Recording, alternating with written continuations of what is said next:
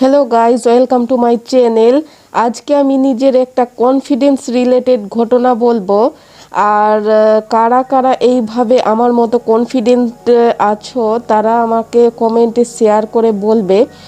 জীবনে আমরা অনেক কিছুই জানি, কিন্তু জেনেও আমরা কনফিডেন্স লেভেলটা কম হওয়ার জন্য সেই কাজটি করতে পারি না। এমনই একটা ঘটনা শোনাবো ফ্রেন্ড। তো আজকে আমার সেই পুরনো কলেজ লাইফের ঘটনা বলবো, যেদিন আমি প্রথম কলেজে ফর্ম ফিল আপ করতে যাই ভর্তি হওয়ার জন্য। তো নিজের ফর্ম ফিল আপ তো করেছিলামই, সাথে অনেকের ফর্ম ফিল আপ করেছিলাম। তা দেখে আমাকে ভাবছিল যে আমি কোনো সিনিয়র স্টুডেন্ট, তো আমার কাছে সবার লাইন লেগে গেছিলো ফর্ম ফিল আপ করানোর জন্য। আর এটা না যে তারা ফর্ম ফিল আপ করতে পারবে না, তাদের কনফিডেন্স লেভেলটা লোক, যে আমি হয়তো যদি ফর্ম ফিল আপ করি যদি ভুল হয়ে যায়, এই ভেবে তারা ফর্ম ফিল আপটা করতো না আর আমার কাছে আসতো।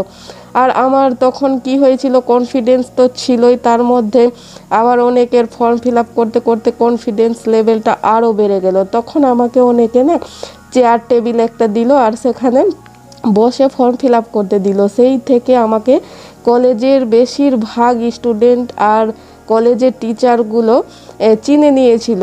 আর তখন আমার কনফিডেন্স লেভেলটা আরও বেশি বেড়ে যায় যখন কোনো কাজটা না এইভাবে কনফিডেন্সের সাথে করা যায়। আর সেটা ভালোই লাগে সবাইকে, আর সবাই তোমার সাথ দেবে, তখন দেখবে তোমাকে ভিতর থেকে একটা আনন্দ অনুভূতি হবে। তো আমার মতো এইভাবে কনফিডেন্ট কারা আমাকে কমেন্টে অবশ্যই বলবে গাইজ।